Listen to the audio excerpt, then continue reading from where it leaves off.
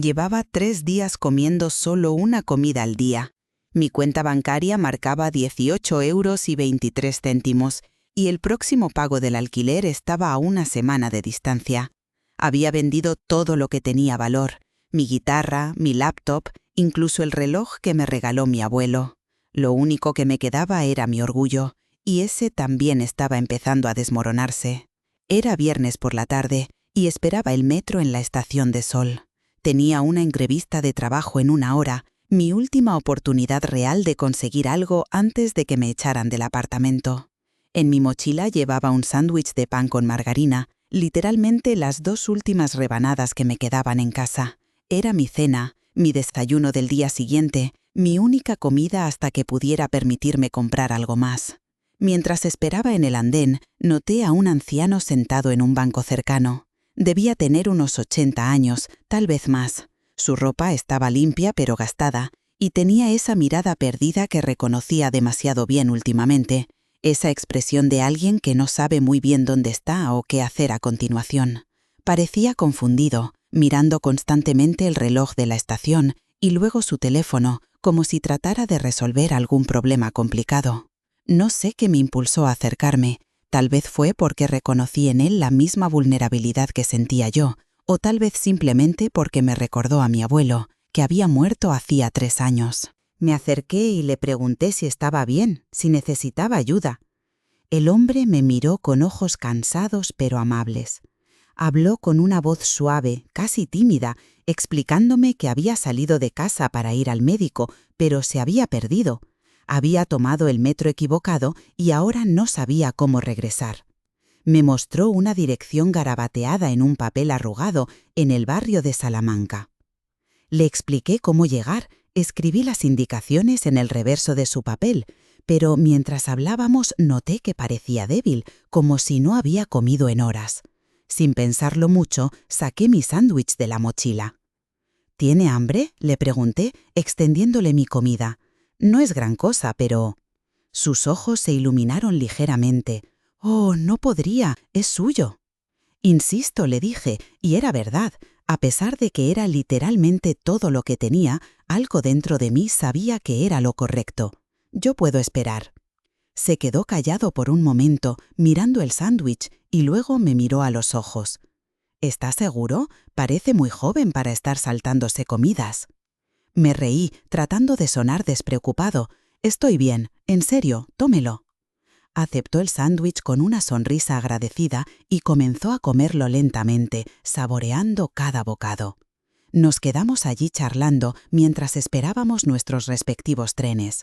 Me contó que vivía solo desde que murió su esposa el año anterior, que sus hijos estaban muy ocupados con sus propias vidas y que algunos días se sentía completamente invisible en el mundo. «Los jóvenes como usted son raros», me dijo, mientras terminaba la última migaja. «La mayoría pasa corriendo, con auriculares, mirando sus teléfonos. Nadie se detiene a hablar con un viejo como yo». Cuando llegó su tren, me estrechó la mano con fuerza. «Gracias», me dijo, «por la comida y por recordarme que todavía hay bondad en el mundo». Lo vi subir al vagón y desaparecer. Me quedé allí sintiéndome extrañamente lleno, a pesar de tener el estómago vacío. La entrevista de trabajo no salió bien. El puesto requería experiencia que no tenía, y el entrevistador dejó claro desde el minuto 5 que yo no era lo que buscaban. Regresé a casa con las manos vacías y el estómago rugiendo. Los días siguientes fueron brutales. Sobreviví con agua del grifo y los restos de condimentos que encontré en mi nevera. Apliqué a cualquier trabajo que encontré online, pero las respuestas eran escasas y casi siempre negativas. Mi casera, la señora Martínez, comenzó a tocar mi puerta todos los días preguntando por el alquiler. Le prometí que lo tendría pronto, pero ambos sabíamos que estaba mintiendo. El martes de la siguiente semana estaba en mi apartamento cuando sonó el timbre. Pensé que sería la señora Martínez de nuevo, pero cuando abrí la puerta encontré a un hombre bien vestido, de unos 40 años, con un traje caro y zapatos que probablemente costaban más que mi alquiler de 3 meses. ¿Es usted Carlos Hernández?, preguntó, consultando una libreta pequeña. Sí, respondí, confundido. Mi primer pensamiento fue que tal vez era un cobrador de deudas, aunque no sabía de qué deudas podría tratarse. Mi nombre es Eduardo Mendoza, dijo, extendiendo su mano. ¿Podríamos hablar? Es sobre mi padre. No entendía de qué hablaba. Lo siento, pero creo que hay un error. No conozco a ningún Mendoza. Su expresión se suavizó ligeramente, tal vez no por ese apellido. ¿Conoce a un hombre mayor, de unos 80 años, que se llama Antonio? Lo encontró perdido en el metro hace una semana. De repente, todo hizo clic. El anciano del metro, el sándwich, la conversación sobre sus hijos ocupados. Oh, sí, ¿está bien? Parecía muy confundido ese día. Eduardo sonrió, pero había algo extraño en su expresión, como si estuviera evaluándome. ¿Podríamos sentarnos a hablar? Es una conversación larga. Lo invité a pasar, disculpándome por el estado de mi apartamento. Era obvio que había visto días mejores, muebles baratos, paredes que necesitaban pintura y una cocina que consistía básicamente en una nevera medio vacía y una estufa que funcionaba a medias. Eduardo se sentó en mi sofá desgastado y me miró directamente a los ojos. Mi padre me contó lo que hizo por él, le dio su comida. No fue nada especial, le dije, sintiéndome un poco incómodo con la atención. Cualquiera habría hecho lo mismo. No, respondió firmemente, cualquiera no habría hecho lo mismo. De hecho, durante los últimos 6 meses, desde que mi padre comenzó a tener estos episodios de confusión, ha salido de casa perdido al menos una docena de veces. ¿Sabe cuántas personas se han detenido a ayudarlo realmente? Usted es el primero. Me quedé callado, no sabiendo qué decir. Eduardo continuó. Mi padre tiene demencia temprana. Algunos días está perfectamente lúcido, otros días se confunde y sale de casa pensando que tiene que ir a algún lugar, pero no recuerda exactamente dónde o por qué. Hemos contratado cuidadores, pero él se escapa cuando puede. Es testarudo e independiente y odia sentirse como una carga. Lo siento mucho, dije sinceramente. Debe ser muy difícil para toda la familia. Lo es, pero esa no es la razón por la que estoy aquí. Eduardo sacó una carpeta de su maletín. Después de que mi padre llegó a casa ese día, no paró de hablar sobre usted, sobre el joven que le dio su comida, que se tomó el tiempo de hablar con él, de tratarlo como una persona real, en lugar de como un problema o una molestia. Abrió la carpeta y sacó algunas fotografías y documentos. Mi padre quería conocerlo mejor, saber quién era usted, así que contraté a un investigador privado. Mi sangre se heló. ¿Un investigador? Nada invasivo, se apresuró a aclarar Eduardo, solo información básica, su nombre, su dirección, su situación laboral. Me mostró una de las páginas.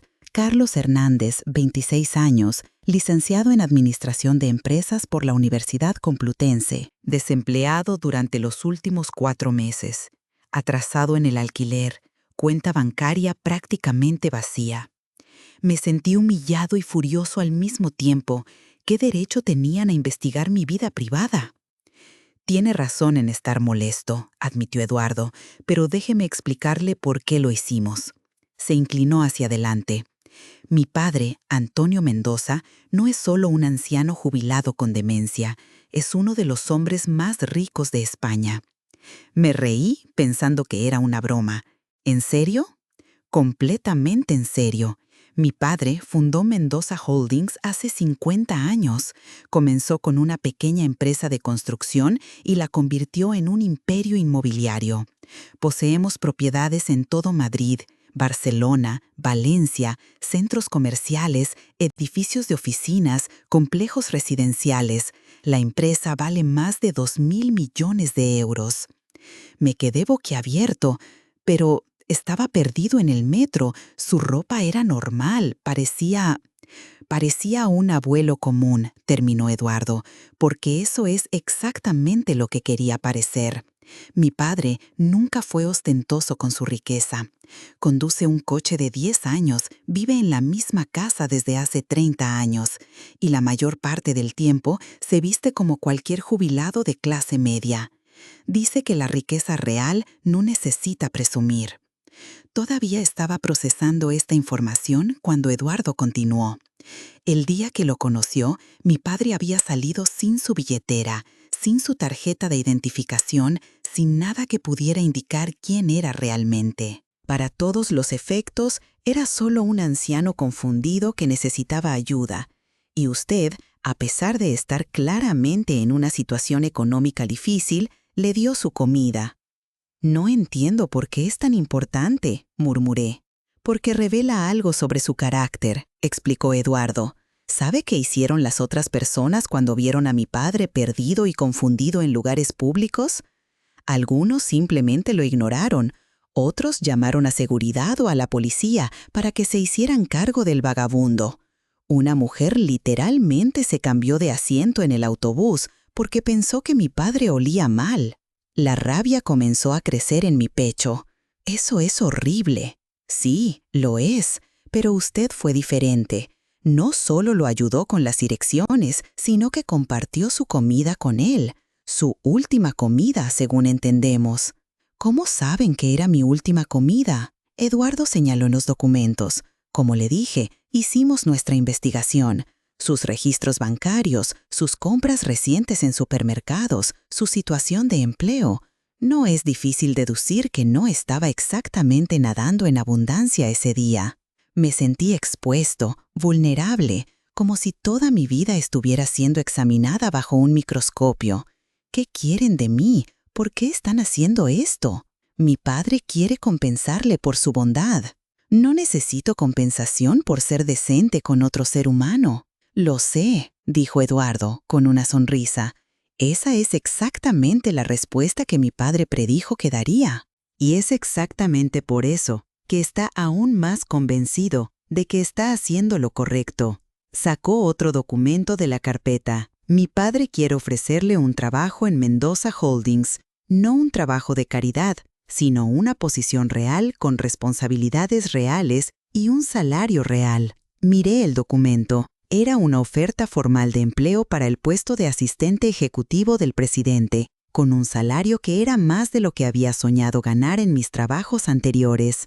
«Esto es demasiado», dije, empujando el papel de vuelta hacia él. «No puedo aceptar esto». «¿Por qué no?» «Porque no lo merezco, porque no tengo la experiencia, porque…» Me detuve, tratando de encontrar las palabras correctas, porque se siente como caridad disfrazada. Eduardo asintió comprensivamente. Mi padre pensó que diría eso también, así que me pidió que le explicara algo. Se recostó en el sofá. Durante los últimos 10 años, mi padre ha estado tratando de decidir qué hacer con su fortuna cuando muera. Tiene 3 hijos, yo, mi hermana Elena y mi hermano menor Miguel. Todos hemos trabajado en el negocio familiar en algún momento, pero hizo una pausa, como si fuera difícil admitir lo siguiente. Pero ninguno de nosotros tiene realmente el carácter que mi padre considera esencial para manejar esta responsabilidad.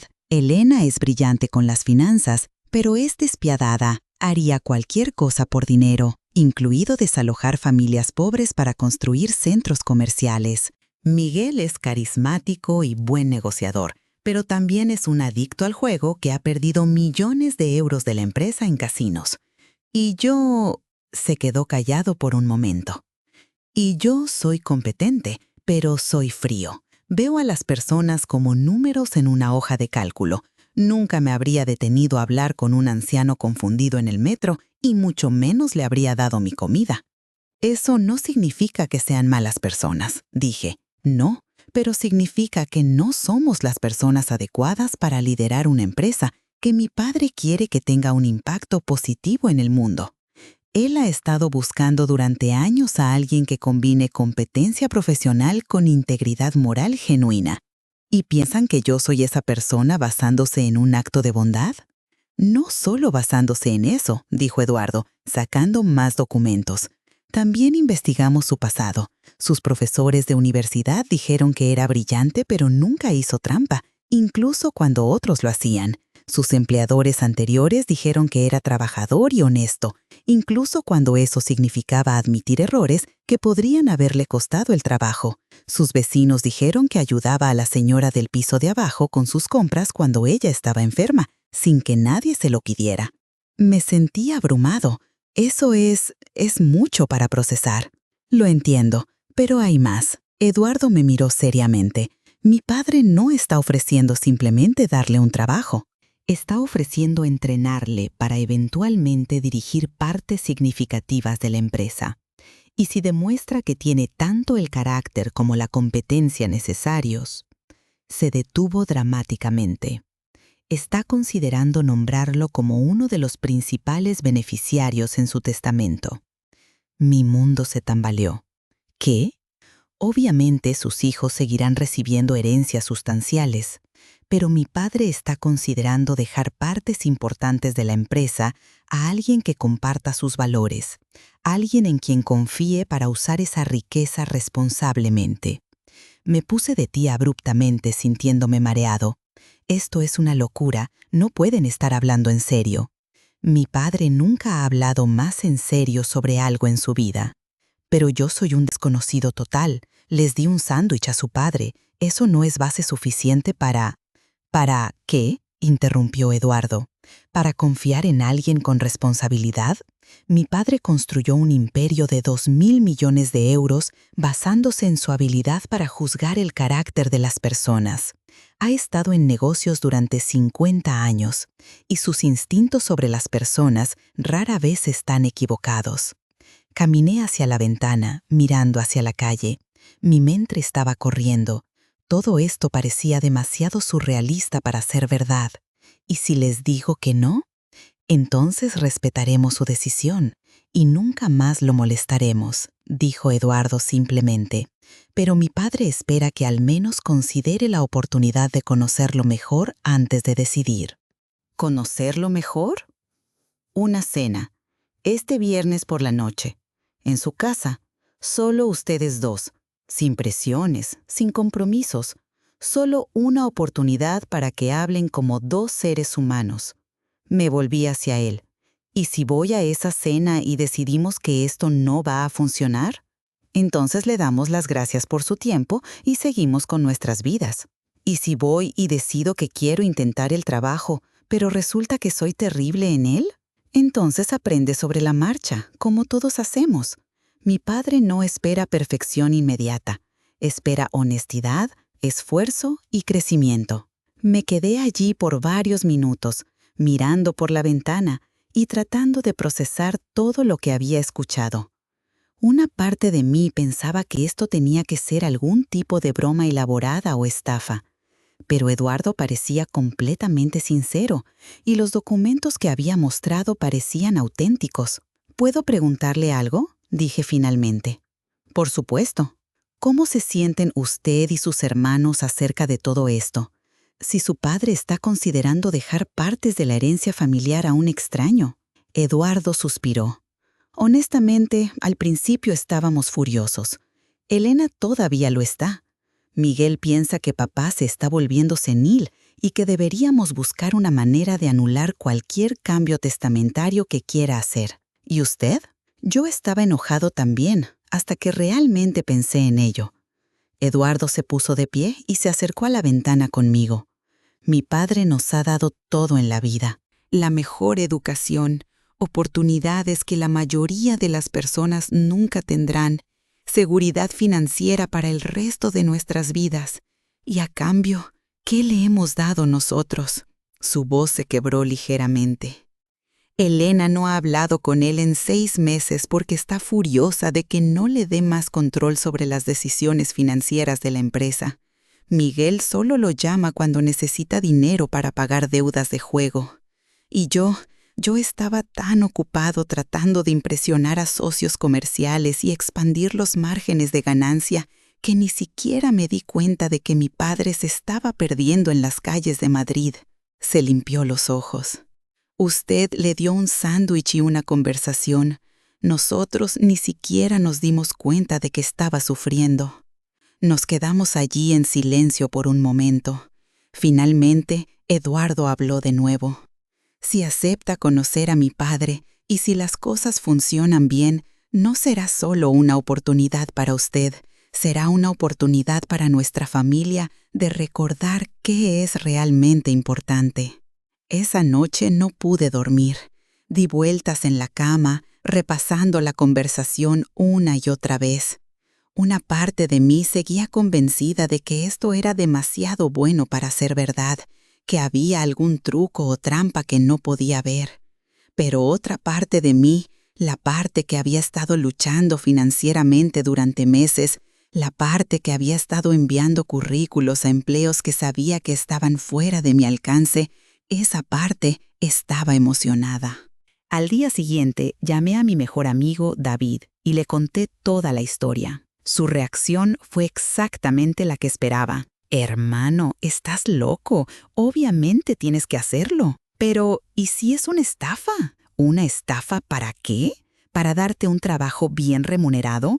¿Para potencialmente hacerte rico? ¿Cuál sería el truco?» «No lo sé, pero parecen demasiado bueno para ser verdad. A veces las cosas buenas simplemente suceden», dijo David. «Y además, ¿qué es lo peor que podría pasar? Vas a cenar con un anciano rico. Si resulta ser raro o si hay algo extraño, te vas y ya está». Tenía razón, por supuesto. Llamé a Eduardo y le dije que aceptaría la cena del viernes. El viernes por la noche, un coche negro llegó a buscarme exactamente a las 7. El conductor era cortés, pero no hablador, y durante el trayecto de 30 minutos hacia el barrio de La Moraleja, traté de calmar mis nervios. Me había puesto mi único traje, que había rescatado de la tintorería usando los últimos euros que me quedaban. La casa de Antonio Mendoza era impresionante, pero no ostentosa. Era grande, claramente cara, pero tenía un aire acogedor, como un hogar familiar en lugar de una mansión para impresionar. El jardín estaba bien cuidado, pero no era excesivamente elegante. Eduardo me recibió en la puerta. «Me alegra que hayas decidido venir». «Yo también espero no arrepentirme», bromeé nerviosamente. Me condujo a través de una sala de estar cómodamente amueblada hacia un comedor íntimo. Antonio Mendoza estaba allí, de pie junto a una ventana que daba al jardín. Cuando me vio, su rostro se iluminó con la misma sonrisa cálida que recordaba del metro. «Carlos», dijo, acercándose para estrechar mi mano. «Gracias por venir. Gracias por invitarme, señor Mendoza. Por favor, llámame Antonio, ya somos amigos, ¿no?» La cena fue sorprendentemente relajada. Antonio había preparado personalmente una comida sencilla pero deliciosa: paella, ensalada y un vino tinto que probablemente costaba más que mi presupuesto mensual de comida. Pero lo más notable fue la conversación. Antonio no habló de negocios o dinero. En su lugar, me preguntó sobre mi familia, mis sueños, mis decepciones. Me contó historias de su propia juventud, cuando trabajaba 18 horas al día construyendo su primera empresa, durmiendo en el sofá de su oficina porque no podía permitirse un apartamento. «La riqueza», me dijo mientras servía más vino, «es una herramienta. Como cualquier herramienta, puede usarse para construir cosas hermosas o para destruir. El dinero no cambia quién eres fundamentalmente, pero sí amplifica quién ya eras». ¿Qué quiere decir con eso? Si eres generoso cuando eres pobre, serás generoso cuando seas rico. Si eres egoísta cuando eres pobre, serás más egoísta cuando seas rico. Si eres honesto cuando no tienes nada que ganar, seguirás siendo honesto cuando tengas todo que perder. Hablamos durante horas. Antonio me contó sobre su esposa, María, que había muerto el año anterior después de 50 años de matrimonio. Me mostró fotografías de ella y pude ver el amor genuino en sus ojos cuando hablaba de sus recuerdos juntos. «Ella siempre me decía que el dinero era como el agua», explicó. «Si lo acumulas en un solo lugar, se estanca y se vuelve tóxico. Pero si lo dejas fluir, puede nutrir y dar vida a todo lo que toca». Suena como una mujer sabia. Lo era. Y me avergüenza admitir que no siempre escuché sus consejos. Su expresión se entristeció ligeramente. Pasé demasiados años enfocado en hacer crecer el negocio, en ganar más, en expandirme a nuevos mercados. Y mientras tanto, mis hijos crecían pensando que el dinero era lo más importante en la vida, porque eso era lo que veían que yo priorizaba. «Pero construyó algo increíble», le dije. «Ha creado empleos, ha contribuido a la economía». Sí, pero ¿a qué costo? Elena ve a los inquilinos como obstáculos para la rentabilidad. Miguel trata el dinero de la empresa como su fondo personal de juego. Eduardo es competente, pero ve el mundo como una hoja de cálculo gigante donde las personas son solo números. Se quedó callado por un momento, mirando su copa de vino.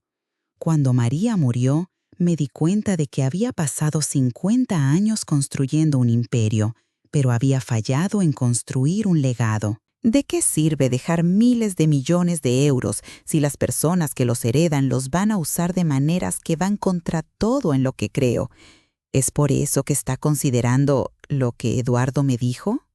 Antonio asintió. Durante el último año he estado buscando maneras de asegurarme de que mi riqueza se use responsablemente después de mi muerte.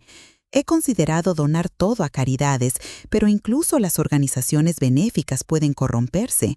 He pensado en establecer fundaciones, pero las fundaciones son solo tan buenas como las personas que las dirigen. Se inclinó hacia adelante, mirándome directamente a los ojos. Y entonces te conocí.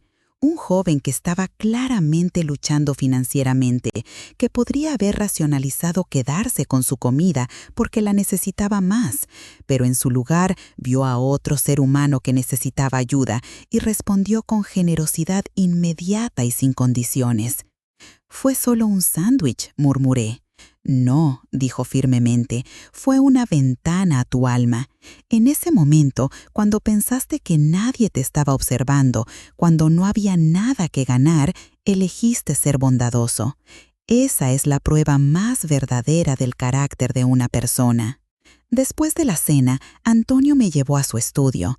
Las paredes estaban cubiertas de fotografías, la construcción de sus primeros edificios, ceremonias de premios, fotos familiares. Pero lo que más me llamó la atención fue una foto enmarcada de él y María cuando eran jóvenes, probablemente de unos 20 años, parados frente a lo que parecía ser un pequeño sitio de construcción. «Esa fue nuestra primera obra», dijo, notando mi interés. «Un pequeño edificio de apartamentos de 4 pisos. Tardamos 2 años en terminarlo, trabajando nosotros mismos la mayoría de los fines de semana, porque no podíamos permitirnos contratar suficientes trabajadores». ¿María también trabajaba en la construcción? María hacía todo. Llevaba la contabilidad, preparaba comida para los trabajadores, incluso ayudaba con pintura y limpieza. Ella era mi socia verdadera en todo. Su voz se suavizó. «Si hubiera vivido para conocerte, le habrías gustado mucho». Sacó una carpeta gruesa de su escritorio. «Quiero mostrarte algo». La carpeta contenía planes arquitectónicos, fotografías de propiedades y estados financieros detallados. Pero no eran solo números abstractos. Antonio me explicó cada proyecto, cada propiedad, cada decisión de negocio en términos de su impacto en las personas. «Este complejo de apartamentos en Vallecas», dijo, señalando un conjunto de fotografías, «podríamos haberlo hecho más rentable construyendo apartamentos más pequeños y cobrando más alquiler, pero decidimos hacer apartamentos más grandes y mantener los precios accesibles para familias de clase trabajadora». ¿Por qué? Porque recordaba lo que era vivir hacinado, preocuparme de si podría pagar el alquiler cada mes. María y yo vivimos en un apartamento de 1 habitación durante los primeros 5 años de matrimonio. Sabíamos lo que significaba tener un hogar digno y accesible. Me mostró proyecto tras proyecto, cada uno con una historia similar. Centros comerciales que incluían espacios para pequeños comerciantes locales en lugar de solo cadenas grandes. Edificios de oficinas diseñados con espacios verdes y luz natural para los trabajadores. Complejos residenciales con áreas comunitarias y parques para niños. ¿Ve el patrón?, preguntó. Está tratando de usar el negocio para mejorar la vida de las personas. Exactamente, pero es una lucha constante. Hay presión constante de inversores, de la junta directiva, incluso de mis propios hijos, para maximizar las ganancias sin importar el costo humano. Cerró la carpeta y me miró seriamente. Si acepta mi oferta, su trabajo no será solo aprender a dirigir una empresa, será aprender a resistir esas presiones mientras mantiene los valores que vi en usted ese día en el metro. ¿Y si no soy lo suficientemente fuerte para resistir esas presiones? Entonces al menos lo habremos intentado, dijo Antonio con una sonrisa. Pero tengo la corazonada de que eres más fuerte de lo que crees. Pasamos las siguientes 2 horas discutiendo detalles específicos. El trabajo comenzaría como asistente ejecutivo, pero sería más como un aprendizaje personal con Antonio. Pasaría tiempo en diferentes departamentos de la empresa, aprendiendo no solo las operaciones comerciales, sino también la filosofía detrás de cada decisión.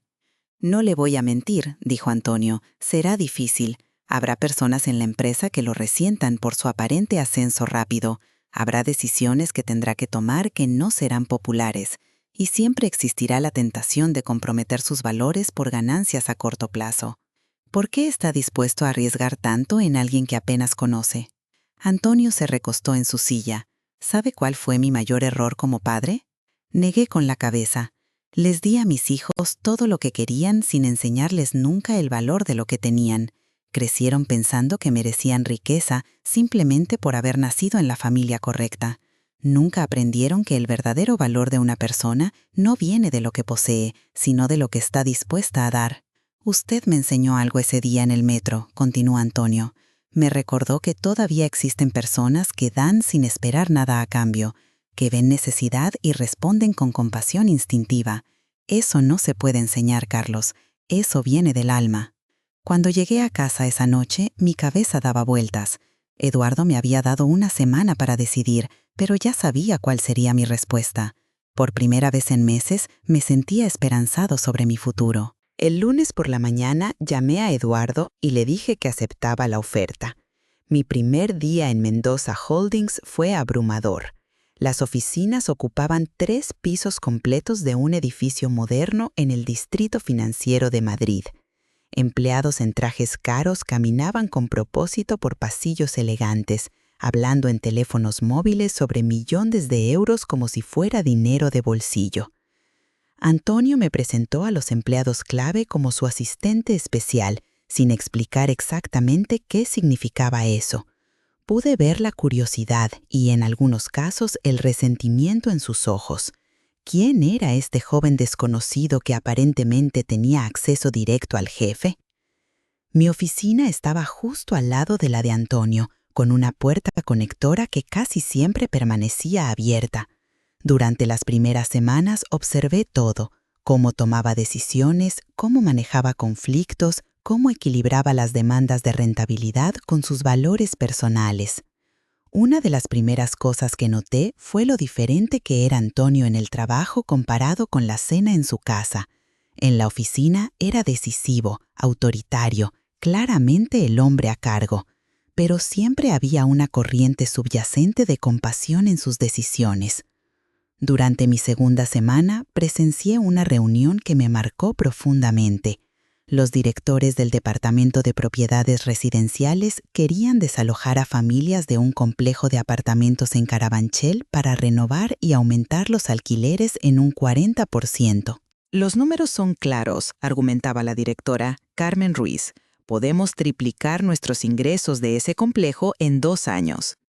¿Y qué pasa con las familias que viven allí ahora?, preguntó Antonio. Pueden buscar alojamiento en otras partes, no es nuestro problema. Vi cómo se tensaba la mandíbula de Antonio.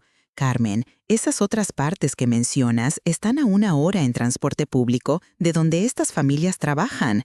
Estamos hablando de desplazar a 200 familias para que podamos ganar más dinero. Con todo respeto, señor Mendoza, estamos en el negocio de hacer dinero, no de caridad. Antonio se quedó callado por un momento largo. Luego habló con una voz tranquila pero firme. Estamos en el negocio de proporcionar hogares. El dinero es importante, pero no es lo único importante. Quiero que desarrolles un plan de renovación gradual que permita a las familias actuales quedarse, con aumentos de alquiler modestos y escalonados durante 5 años. Eso reducirá significativamente nuestras ganancias proyectadas, pero nos permitirá dormir por las noches. Después de que Carmen salió de la oficina, visiblemente frustrada, Antonio se volvió hacia mí. ¿Qué piensas de esa decisión? Creo que fue la correcta moralmente, dije honestamente, pero entiendo por qué Carmen está frustrada desde una perspectiva puramente comercial. Exacto. Y esa tensión nunca desaparece. Cada día tengo que elegir entre maximizar ganancias y hacer lo correcto. A veces esas cosas se alinean, pero a menudo no. ¿Cómo decide cuándo comprometer? Nunca comprometo los valores fundamentales, pero sí busco soluciones creativas que respeten tanto las necesidades humanas como las realidades comerciales. Antonio sonrió. Por ejemplo, en lugar de desalojar a esas familias, podríamos renovar gradualmente los apartamentos cuando naturalmente queden vacíos y usar esos apartamentos renovados para atraer inquilinos que paguen más. Toma más tiempo, pero funciona. A medida que pasaron las semanas, comencé a entender la complejidad de dirigir una empresa con conciencia. No era simplemente una cuestión de ser bueno o malo, era sobre encontrar constantemente maneras de equilibrar múltiples intereses y responsabilidades. Pero también comencé a ver la resistencia interna que Antonio enfrentaba. Muchos empleados, especialmente en los niveles gerenciales más altos, estaban frustrados con lo que veían como su suavidad en temas de rentabilidad, y sus hijos eran los más vocales en su oposición. Elena vino a la oficina durante mi cuarta semana. Era una mujer elegante de unos 40 años, con la confianza que viene de crecer con riqueza. Pero había una frialdad en sus ojos que me puso incómodo inmediatamente. «Así que tú eres el famoso Carlos», dijo, entrando a mi oficina sin tocar. «El joven que conquistó el corazón de mi padre con un sándwich». «Encantado de conocerla», respondí, poniéndome de pie. «Estoy segura de que lo estás». Su sonrisa no alcanzó sus ojos. «Dime, Carlos, ¿cuánto tiempo crees que durará este pequeño experimento?» «¿Disculpe?» «Mi padre tiene estas fases», explicó, sentándose sin ser invitada. «Cada pocos años se obsesiona con algún proyecto filantrópico o causa social. Piensa que puede cambiar el mundo a través de los negocios. Usualmente dura 6 meses o un año antes de que la realidad económica lo traiga de vuelta a la tierra. No creo que esto sea una fase». Elena se rió, pero no había humor en el sonido. ¿Sabes cuánto dinero perdió la empresa el año pasado por las decisiones conscientes de mi padre?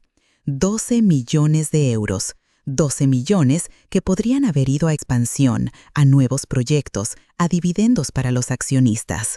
Pero también ayudó a miles de familias a mantener sus hogares. «Las familias van y vienen», dijo Elena fríamente. «Los negocios necesitan ser sostenibles a largo plazo, y los negocios sostenibles maximizan ganancias, punto». Durante los siguientes meses se hizo claro que Elena estaba trabajando activamente para sabotear las iniciativas de Antonio. Retrasaba proyectos que tenían componentes sociales, presentaba informes que exageraban los costos de las decisiones conscientes. Incluso comenzó a circular rumores de que Antonio estaba perdiendo su agudeza mental y debería considerarse su jubilación. Miguel era menos sutil en su oposición. Durante una reunión familiar a la que Antonio me invitó, Miguel llegó claramente borracho y comenzó a quejarse abiertamente sobre el extraño que papá está entrenando para robarnos nuestra herencia. «Miguel», dijo Antonio con voz cansada, «nadie te está robando nada». «¿En serio? Porque según mis cálculos, si le das a este tipo aunque sea el 10% de la empresa, esos son 200 millones de euros que no van a tu familia real. Carlos no es el enemigo aquí». «¿No?», Miguel se volvió hacia mí con ojos inyectados en sangre. «¿Sabes qué, Carlos? Respeto tu juego. Encuentras a un viejo rico y solitario, le das un sándwich y de repente estás en línea para una fortuna. Es brillante realmente». «No es así», dije tranquilamente. «¿No? Entonces explícame qué calificaciones tienes para dirigir una empresa de 2.000 millones de euros. ¿Qué experiencia? ¿Qué logros?». No tenía una buena respuesta para eso, porque tenía razón. En papel, yo no tenía las calificaciones para estar donde estaba. Antonio intervino. «Las calificaciones se pueden aprender, el carácter no». «El carácter no paga las facturas», gritó Miguel. «El carácter no construye imperios comerciales». «No», dijo Antonio firmemente, «pero determina qué tipo de imperio construyes y cómo lo usas». Esa noche, después de que Miguel se fuera dando un portazo, Antonio y yo nos sentamos en su estudio. ¿Estás teniendo dudas?, me preguntó. Constantemente, admití. Miguel tiene razón sobre mis calificaciones. Elena tiene razón sobre el impacto financiero de algunas de sus decisiones. Tal vez debería reconsiderar esto. Antonio se quedó callado por un momento largo. Luego se acercó a su escritorio y sacó una carta vieja y amarillenta. «Esta es una carta que María me escribió poco antes de morir», dijo, entregándomela. «Quiero que la leas». La carta estaba escrita con letra temblorosa, claramente por alguien que estaba muy enferma. «Mi querido Antonio, sé que cuando me vaya vas a enfrentar presiones enormes para cambiar quién eres, para volver a ser el hombre de negocios despiadado que eras antes de que aprendimos lo que realmente importa. Nuestros hijos van a empujarte hacia decisiones que maximicen su herencia. Los empleados van a empujarte hacia decisiones que maximicen sus bonos. Los inversores van a empujarte hacia decisiones que maximicen sus retornos. Pero te ruego que recuerdes por qué comenzamos este negocio, para construir algo que hiciera del mundo un lugar mejor. El dinero que hemos acumulado es un medio para ese fin, no el fin en sí mismo. Si alguna vez encuentras a alguien que comparta esa visión, alguien que vea la riqueza como una responsabilidad en lugar de un privilegio, aférrate a esa persona, enséñale todo lo que puedas y luego confía en que hará lo correcto. El mundo necesita más personas que entiendan que el verdadero éxito no se mide en euros, sino en vidas tocadas, familias ayudadas y comunidades mejoradas. Todo, mi amor. María». Cuando terminé de leer, tenía lágrimas en los ojos. «¿Entiendes ahora por qué estoy haciendo esto?», preguntó Antonio. «Creo que sí. No es sobre reemplazar a mis hijos o castigarlos por sus fallas. Es sobre honrar la memoria de mi esposa y asegurarme de que nuestro trabajo continúe después de que me vaya». Durante los siguientes meses, mi entrenamiento se intensificó. Antonio me llevó a reuniones con alcaldes, planificadores urbanos, líderes comunitarios. Me mostró cómo los proyectos de desarrollo inmobiliario podían generar o destruir comunidades enteras. Cada edificio que construimos, me explicó mientras caminábamos por un sitio de construcción en Getafe, afecta la vida de cientos o miles de personas durante décadas. Tenemos la responsabilidad de pensar más allá de las ganancias inmediatas. También comencé a tomar más responsabilidades operacionales. Antonio me puso a cargo de evaluar nuevos proyectos potenciales, siempre con la instrucción de considerar tanto el impacto financiero como el social. Uno de mis primeros proyectos importantes fue un complejo de oficinas propuesto en el centro de Madrid. Los números financieros eran atractivos, pero cuando investigué más profundamente, descubrí que la construcción requeriría demoler un centro comunitario que servía a familias de bajos ingresos en el área. Presenté mi análisis a Antonio y al equipo directivo, recomendando que modificáramos el diseño para incorporar un nuevo centro comunitario en el primer piso del edificio, incluso though esto reduciría el espacio rentable de oficinas. Carmen Ruiz se opuso inmediatamente. «Esto va a costar millones extra y reducir nuestros ingresos proyectados». «Pero mantendrá un servicio esencial para la comunidad», argumenté. «No somos una organización benéfica», replicó Carmen. Antonio intervino. «No, pero somos parte de esta comunidad y las comunidades prósperas son buenas para los negocios a largo plazo». El proyecto se aprobó con mis modificaciones, pero pude ver la frustración creciente en las caras de algunos gerentes senior. Después de la reunión, Eduardo me siguió hasta mi oficina. «¿Puedo hablar contigo en privado?». «Por supuesto». Eduardo cerró la puerta y se sentó frente a mi escritorio. «Quiero darte un consejo de una persona que ha estado en esta empresa toda su vida. Te escucho». «Estás haciendo enemigos», dijo directamente. «Carmen especialmente te ve como una amenaza y ella tiene aliados en la junta directiva. Solo estoy tratando de hacer el trabajo que tu padre me pidió que hiciera. Lo sé y admiro lo que estás haciendo, pero necesitas ser más estratégico». Eduardo se inclinó hacia adelante. «Mi padre no va a estar aquí para siempre para protegerte. Cuando él se retire o cuando ya no esté, vas a necesitar aliados en la empresa para sobrevivir». «¿Qué estás sugiriendo?». Que construyas relaciones, que muestres a las personas que puedes ser tanto principled como practical, que no eres solo un idealista que va a dirigir la empresa a la bancarrota. Sabía que Eduardo tenía razón, pero también sabía que construir esas relaciones significaría comprometer algunos de los valores que Antonio estaba tratando de inculcarme. ¿Y si no puedo ser las dos cosas?, pregunté. Eduardo suspiró. Entonces espero que tengas un plan de respaldo. La oportunidad de probar mi capacidad estratégica llegó 2 meses después. Mendoza Holdings tenía la oportunidad de adquirir un gran complejo de apartamentos en Valencia que estaba en bancarrota. Era una propiedad premier en una ubicación excelente y podríamos conseguirla por una fracción de su valor de mercado. El problema era que el complejo albergaba a más de 300 familias, muchas de las cuales habían vivido allí durante años. El plan de Carmen era comprar la propiedad, desalojar a todos los inquilinos actuales, renovar completamente y realquilar a precios de mercado premium. Es una oportunidad dorada, argumentó Carmen durante la reunión de revisión. Podríamos triplicar los ingresos de alquiler en 2 años. ¿Y las familias actuales?, pregunté. No es nuestro problema. Cuando compramos la propiedad, compramos contratos, no obligaciones sociales. Antonio me miró. ¿Cuál es tu recomendación, Carlos? Sabía que este era un momento crucial. Mi respuesta determinaría no solo el destino de esas familias, sino también mi credibilidad en la empresa. Creo que deberíamos comprar la propiedad, dije, pero con un enfoque diferente. Carmen se veía sorprendida. Probablemente esperaba que me opusiera completamente a la adquisición.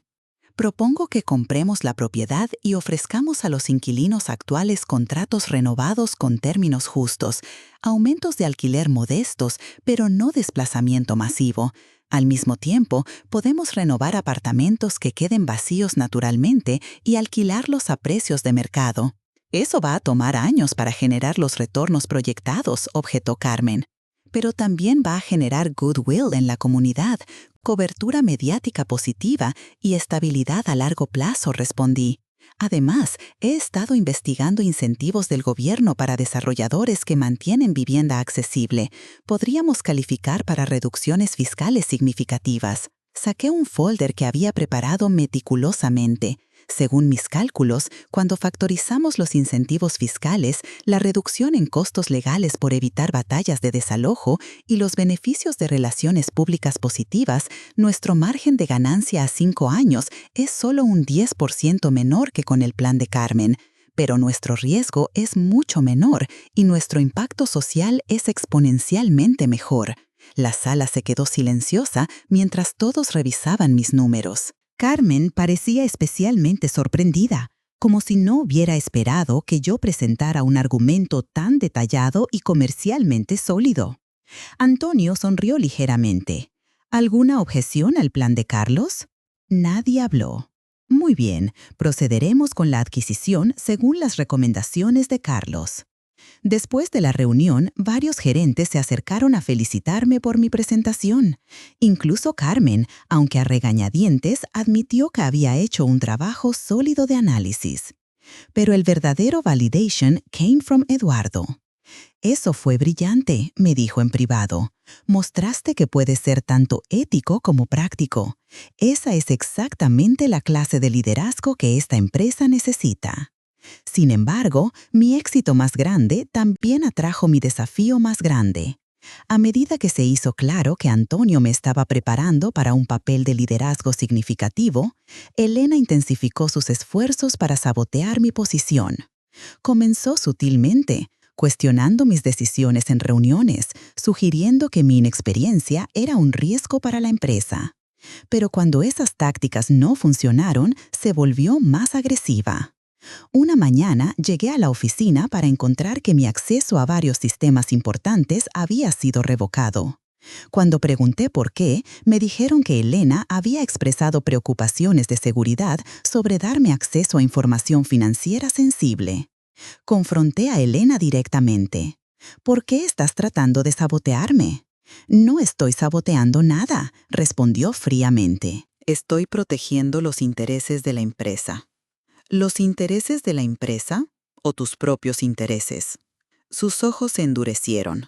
¿Sabes qué es lo que realmente me molesta de ti, Carlos? No es que mi padre te esté dando oportunidades, es que finges que esto es sobre principios nobles, cuando ambos sabemos que es sobre dinero. ¿Qué quieres decir? Quiero decir que eres igual que cualquier otro cazafortunas, solo que eres mejor actuando como que no lo eres. Sentí rabia creciendo en mi pecho. Eso no es verdad. ¿No? Entonces renuncia. ¿Qué? Si realmente estás aquí por principios nobles, si realmente no te importa el dinero, entonces renuncia ahora mismo.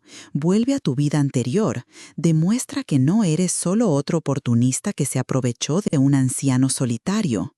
Me quedé allí, sin palabras, porque una parte de mí sabía que no podía renunciar, no solo por el dinero, sino porque genuinamente creía en lo que Antonio estaba tratando de hacer. No puedo hacer eso, dije finalmente. Elena sonrió triunfante. Por supuesto que no puedes, porque al final del día eres exactamente lo que pensé que eras. Esa confrontación me obsesionó durante días. ¿Tenía Elena razón? ¿Era yo realmente solo un cazafortuna sofisticado? ¿Había racionalizado mi ambición con principios nobles? Finalmente, decidí hablar con Antonio sobre mis dudas. Elena me acusa de ser un cazafortunas, le dije durante una de nuestras conversaciones nocturnas en su estudio. ¿Y qué piensas tú? Honestamente, no lo sé. Al principio estaba aquí porque necesitaba el trabajo. Ahora quiero estar aquí. Pero no puedo separar completamente mis motivaciones altruistas de mis motivaciones egoístas. Antonio asintió pensativamente. ¿Sabes cuál es la diferencia entre un cazafortunas y un heredero responsable? No. Un cazafortunas toma lo que puede y se va. Un heredero responsable entiende que la riqueza viene con obligaciones que duran toda la vida. Se levantó y fue hacia la ventana. Cuando te ofrecí esta oportunidad, no esperaba que fueras un santo. Esperaba que fueras humano. Los humanos tienen motivaciones complejas. El deseo de seguridad financiera, el deseo de hacer una diferencia, el deseo de ser respetado, incluso el deseo de poder. Esas cosas no son inherentemente malas. Pero, ¿y si las motivaciones equivocadas se vuelven más fuertes que las correctas? Entonces tendrás que elegir, y esa elección la tendrás que hacer no una vez, sino todos los días por el resto de tu vida. 3 meses después, Antonio me dio la noticia que había estado esperando y temiendo al mismo tiempo. He decidido anunciar mi jubilación, me dijo durante una reunión privada, y he decidido nombrarte como mi sucesor como CEO. Mi corazón se aceleró. ¿Estás seguro? Completamente. Has demostrado durante el último año que puedes equilibrar principios con pragmatismo. Has ganado el respeto de la mayoría de nuestros empleados. Y más importante, has demostrado que puedes resistir presiones para comprometer tus valores. ¿Qué pasa con sus hijos? Eduardo permanecerá como CFO. Elena será transferida a nuestra división internacional en Londres. Miguel necesita ayuda profesional antes de que pueda tener cualquier papel en la empresa. ¿Y si fracaso? Antonio sonrió. Entonces fracasarás haciendo lo correcto, y eso es mejor que tener éxito haciendo lo incorrecto. El anuncio de mi promoción causó una tormenta en la empresa y en los medios. Los periódicos financieros cuestionaron la decisión de poner a un novato sin experiencia a cargo de una empresa de 2.000 millones de euros. Algunos empleados amenazaron con renunciar. Varios accionistas menores solicitaron una reunión de emergencia para discutir la decisión. Pero el desafío más grande vino de donde lo esperaba: Elena. Una semana antes de que Antonio anunciara oficialmente su jubilación, Elena presentó una demanda legal cuestionando la competencia mental de su padre y tratando de anular cualquier cambio en su testamento o en la estructura de liderazgo de la empresa. Mi padre está siendo manipulado por un oportunista, declaró a los medios. Esta es una traición clara a nuestra familia y a los empleados de Mendoza Holdings. La batalla legal fue brutal. Elena contrató a algunos de los abogados más agresivos de Madrid. Trajeron expertos médicos que testimoniaron que Antonio mostraba signos de deterioro cognitivo. Presentaron mi historia financiera como evidencia de que yo era un cazafortunas desesperado. Durante el proceso, me atacaron públicamente de maneras que nunca había imaginado. Tabloides publicaron fotografías de mi apartamento anterior, describiendo mi ascenso meteórico de la pobreza a la riqueza. Me siguieron reporteros. Periodistas llamaban a mis antiguos empleadores, profesores, incluso vecinos, buscando cualquier cosa que pudiera usarse en mi contra. La presión era intensa. Hubo momentos en que consideré simplemente alejarme de todo, renunciar e intentar reconstruir mi vida en privado. Pero cada vez que tenía esas dudas, recordaba las palabras de Antonio sobre resistir presiones para comprometer valores. El caso culminó en una audiencia donde Antonio tuvo que testificar sobre su estado mental y sus decisiones. A pesar de sus 80 años, estaba completamente lúcido y articulado cuando explicó sus motivaciones al juez. «Mi hija Elena es una mujer inteligente y capaz», dijo desde el estrado, «pero ve los negocios como un juego donde el objetivo es simplemente acumular la mayor cantidad de dinero posible. Yo veo los negocios como una responsabilidad hacia la comunidad, hacia nuestros empleados, hacia las familias que viven en nuestras propiedades». «¿Y el señor Hernández comparte esa visión?», preguntó el abogado de Elena. «El señor Hernández me demostró esa visión antes de saber quién era yo o qué tenía para ofrecer. Esa es la prueba más pura del carácter que puedo imaginar». El juez falló a favor de Antonio, declarando que no había evidencia de deterioro cognitivo y que tenía el derecho completo de dirigir su empresa y disponer de su patrimonio como considerara apropiado. Elena perdió el caso, pero no se rindió. Vendió su participación en la empresa y usó los fondos para comenzar una firma competidora, llevándose a varios empleados clave con ella. «Esto no ha terminado», me dijo el día que se fue. «Voy a demostrarte que los negocios no son lugar para sentimientos. Y cuando esta empresa empiece a perder dinero por tus decisiones éticas, voy a estar allí para recoger los pedazos». Mi primer año como CEO fue probablemente el más difícil de mi vida. Tenía que demostrar constantemente que merecía la posición, no solo a los empleados y accionistas, sino a mí mismo. Cada decisión era escrutinizada. Cada revés financiero, sin importar cuán menor fuera, era citado como evidencia de mi incompetencia. Pero también hubo victorias. El proyecto de Valencia que había propuesto se convirtió en un modelo nacional de desarrollo responsable. El gobierno nos otorgó contratos adicionales basados en nuestro enfoque de mantener vivienda accesible. La cobertura mediática positiva atrajo inquilinos de alta calidad que querían asociarse con una empresa con valores.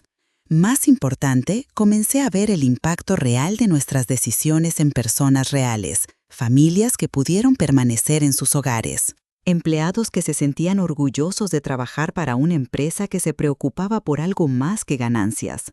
Comunidades que prosperaron en lugar de ser desplazadas. 2 años después de convertirme en CEO, Antonio murió pacíficamente en su sueño. Tenía 83 años y había vivido para ver que la empresa estaba en buenas manos. Su funeral fue una demostración extraordinaria del impacto que había tenido en miles de vidas. No solo vinieron empleados actuales y antiguos, socios comerciales y líderes comunitarios, también vinieron docenas de familias ordinarias, inquilinos que habían podido mantener sus hogares gracias a sus políticas, trabajadores de construcción que habían encontrado empleo estable en sus proyectos, propietarios de pequeños negocios que habían prosperado en sus centros comerciales. Elena vino al funeral, pero no habló conmigo. Miguel estaba en rehabilitación y no pudo asistir. Eduardo pronunció un elogio hermoso sobre el legado de su padre, pero fue una carta que encontramos en el escritorio de Antonio, dirigida a mí, la que realmente capturó lo que había estado tratando de lograr. «Querido Carlos, si estás leyendo esto, significa que he muerto y que estás enfrentando la responsabilidad completa de continuar el trabajo que comenzamos juntos.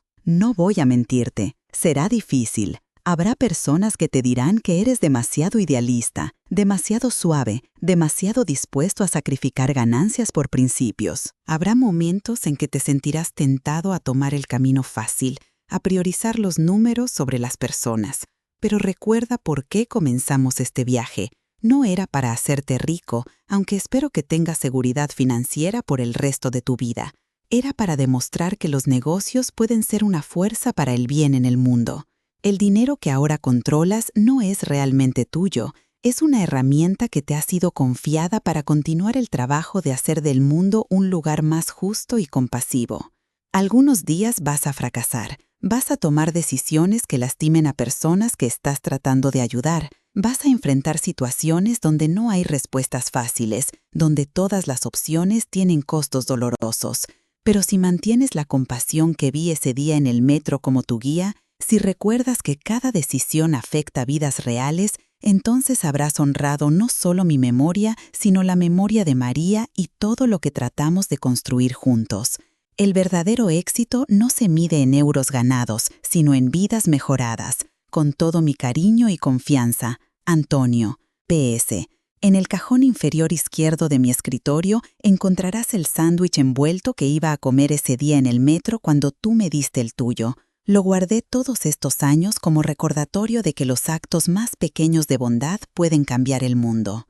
Cuando leí esa carta, lloré como no había llorado desde que era niño. No solo por la pérdida de Antonio, sino por la enormidad de la responsabilidad que ahora llevaba. Ahora han pasado 5 años desde que Antonio murió. Mendoza Holdings continúa creciendo y prosperando, pero más importante, continúa siendo una fuerza positiva en las comunidades donde operamos. Hemos construido más de 3.000 unidades de vivienda accesible. Hemos creado programas de capacitación laboral que han empleado a más de 500 jóvenes en riesgo. Hemos desarrollado políticas ambientales que han hecho de nosotros líderes en construcción sostenible. Elena tenía razón sobre una cosa. Nuestros márgenes de ganancia son menores de lo que podrían ser si únicamente nos enfocáramos en maximizar retornos. Pero nuestra empresa es más estable, más respetada y más sostenible a largo plazo de lo que era antes. Eduardo se convirtió en mi socio más confiable, habiendo aprendido de su padre la diferencia entre éxito financiero y éxito real. Miguel completó rehabilitación y ahora dirige nuestro programa de responsabilidad social, usando su experiencia personal con la adicción para ayudar a otros. Incluso Elena y yo eventualmente encontramos una forma de coexistir profesionalmente. Su empresa competidora no fue tan exitosa como esperaba, y hace 2 años me acercó sobre una posible colaboración en un proyecto de desarrollo urbano en Valencia. Al principio fui escéptico, pero cuando vi que había incorporado algunas de nuestras prácticas de desarrollo responsable en su propuesta, decidí darle una oportunidad. Tal vez mi padre tenía razón sobre algunas cosas, me dijo durante nuestra primera reunión de trabajo en 3 años. No era exactamente una disculpa, pero era el reconocimiento más cercano que iba a obtener de ella. El proyecto conjunto fue exitoso y aunque Elena y yo nunca seremos amigos, hemos desarrollado un respeto profesional mutuo. Incluso admitió una vez que mi enfoque había demostrado ser sorprendentemente rentable a largo plazo. Pero la validación más significativa de todo lo que Antonio y yo construimos juntos vino de una fuente inesperada. El año pasado, una joven llamada María José se me acercó después de una conferencia que di en la Universidad Complutense sobre liderazgo empresarial responsable. Quería agradecerle, me dijo, con lágrimas en los ojos. Mi familia vivía en el complejo de apartamentos en Carabanchel que su empresa compró hace 5 años.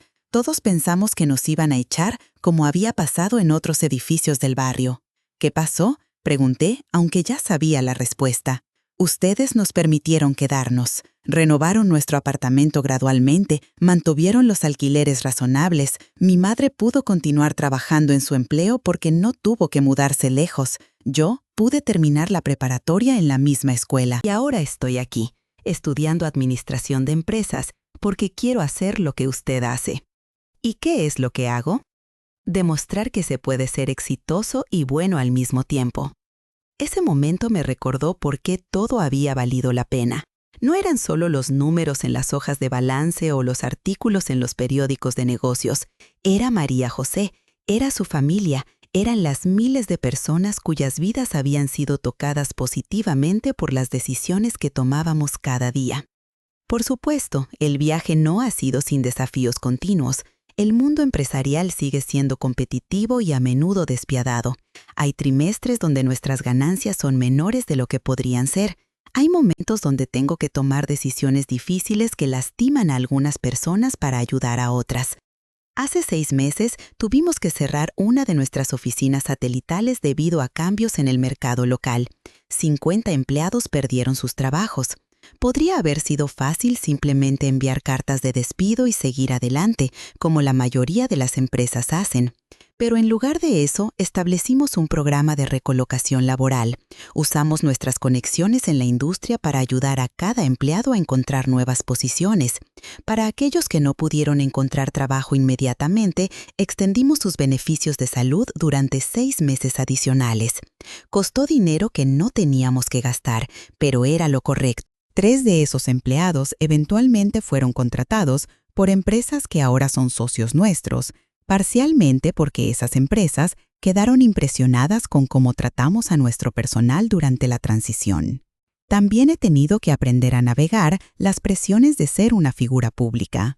Mi historia se ha contado en libros, artículos de revistas, incluso un documental sobre responsabilidad empresarial. Algunas veces me siento incómodo con la atención porque sé que mi éxito se debe tanto a la oportunidad extraordinaria que Antonio me dio como a cualquier mérito personal.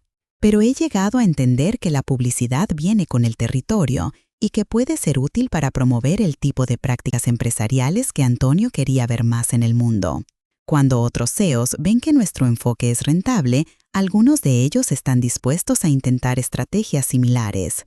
El año pasado, ayudé a establecer una red de empresas comprometidas con prácticas de desarrollo responsable. Comenzamos con 5 empresas, ahora somos 23. Juntas, hemos construido más de 10,000 unidades de vivienda accesible y hemos creado programas de empleo para más de 2,000 jóvenes en situación de riesgo. También he comenzado a pensar seriamente sobre mi propio legado y sucesión. No tengo hijos, pero tengo varios protegidos jóvenes en la empresa que muestran tanto competencia como carácter. El año que viene, planeo comenzar un programa formal de desarrollo de liderazgo, similar a lo que Antonio hizo conmigo, para identificar y entrenar a la próxima generación de líderes empresariales responsables.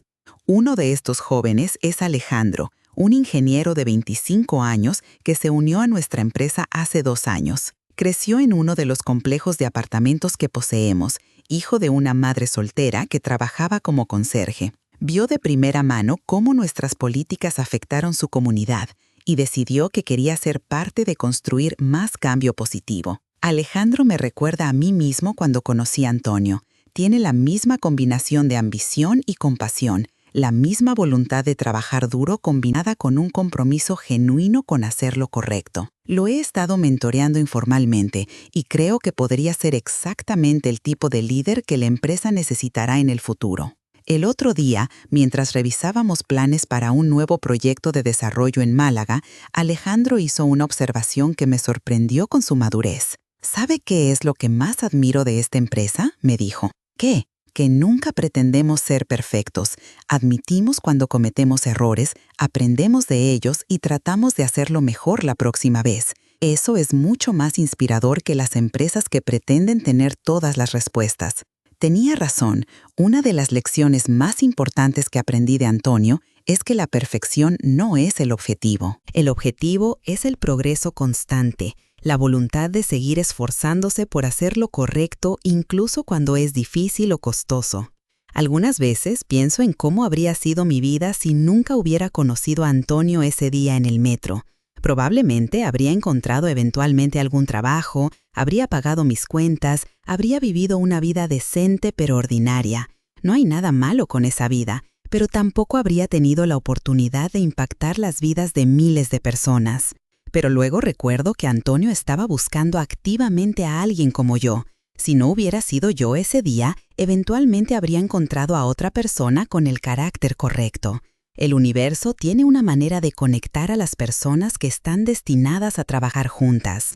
Lo que me hace único no es que tuve suerte de estar en el lugar correcto en el momento correcto. Lo que me hace único es que cuando se presentó la oportunidad, elegí actuar con compasión sin esperar nada a cambio. Esa es la lección que trato de enseñar a los jóvenes que vienen a trabajar con nosotros. El éxito real no viene de buscar oportunidades para avanzar personal o financieramente. Viene de buscar oportunidades para servir, para ayudar, para hacer una diferencia positiva en el mundo. Las recompensas financieras y el reconocimiento pueden seguir, pero nunca deben ser la motivación principal. Hace 3 meses estaba caminando por la estación de metro de Sol, la misma donde conocí a Antonio hace casi 10 años. Un joven me pidió direcciones. Estaba claramente perdido y frustrado. Después de ayudarlo, noté que parecía hambriento, así que le ofrecí comprarle algo de comer. «No puedo aceptar eso», me dijo. «No lo conozco». «Exactamente por eso deberías aceptarlo», le respondí. Los actos de bondad entre extraños son los que restauran nuestra fe en la humanidad. Terminamos hablando por casi 1 hora. Me contó que había venido a Madrid desde un pueblo pequeño en Extremadura, buscando trabajo y oportunidades. Sus ahorros se habían agotado más rápido de lo esperado y estaba considerando regresar a casa derrotado. Le di mi tarjeta de negocios y le dije que lo llamara si necesitaba ayuda encontrando empleo. No le prometí nada específico, pero le aseguré que al menos podría darle consejos y conexiones. 2 semanas después me llamó. Había conseguido una entrevista para un puesto en el departamento de construcción de una empresa asociada nuestra, parcialmente porque mencionó que lo había referido yo. Consiguió el trabajo y ahora está prosperando. No espero que este joven se convierta en el próximo CEO de una empresa multimillonaria, pero espero que recuerde ese día en el metro cuando tenga su propia oportunidad de ayudar a un extraño necesitado. Y espero que elija actuar con la misma compasión que alguien le mostró a él. Porque al final del día, eso es realmente de qué se trata todo esto. No se trata de construir imperios empresariales o acumular riqueza. Se trata de crear ciclos de bondad que se extienden mucho más allá de nuestras propias vidas. Antonio me dio mucho más que un trabajo o una oportunidad financiera. Me dio un propósito, una misión, una manera de usar mi vida para hacer una diferencia real en el mundo. Y ahora es mi responsabilidad asegurarme de que ese legado continúe, no solo a través de la empresa que dirijo, sino a través de las personas que toco, entreno e inspiro a lo largo del camino. Cada mañana cuando me despierto en mi casa cómoda, ya no lujosa, he aprendido que la verdadera riqueza no necesita ser ostentosa. Miro la fotografía enmarcada que tengo en mi mesa de noche. Es una foto que tomé de Antonio el último día que trabajé directamente con él, unos meses antes de que muriera. Está sentado en su escritorio, revisando planes para uno de nuestros proyectos de vivienda accesible, con una sonrisa satisfecha en su rostro. Debajo de la fotografía tengo una pequeña placa con una cita de María, la esposa de Antonio. El dinero es como el agua. Si lo acumulas en un solo lugar, se estanca y se vuelve tóxico. Pero si lo dejas fluir, puede nutrir y dar vida a todo lo que toca. Esa es la filosofía que guía cada decisión que tomo, cada proyecto que aprobamos, cada persona que contratamos. No somos perfectos y probablemente nunca lo seremos, pero cada día tratamos de ser un poco mejores, un poco más compasivos, un poco más conscientes del impacto que tenemos en las vidas de las personas. Y todo comenzó con un sándwich de pan con margarina, compartido con un extraño en una estación de metro por un joven que no tenía idea de que ese simple acto de bondad cambiaría no solo su propia vida, sino las vidas de miles de otras personas. Algunas veces las decisiones más pequeñas tienen las consecuencias más grandes. Y algunas veces, cuando elegimos hacer lo correcto sin esperar nada a cambio, el universo nos recompensa de maneras que nunca pudimos haber imaginado. Pero la verdadera recompensa no es la riqueza o el reconocimiento. La verdadera recompensa es saber que usaste tu vida para algo que importa, que dejaste el mundo un poco mejor de cómo lo encontraste. Y cada día cuando paso por esa estación de metro camino al trabajo, recuerdo al joven desesperado que una vez fui y al anciano amable que cambió el curso de mi vida para siempre. Y me comprometo de nuevo a honrar ese regalo extraordinario, viviendo cada día con la misma compasión que Antonio me mostró a mí. Porque al final eso es todo lo que cualquiera de nosotros puede hacer, tratar a otros con bondad, buscar oportunidades para ayudar en lugar de oportunidades para aprovecharse y confiar en que esos pequeños actos de amor eventualmente se sumen para crear un mundo más justo y compasivo para todos.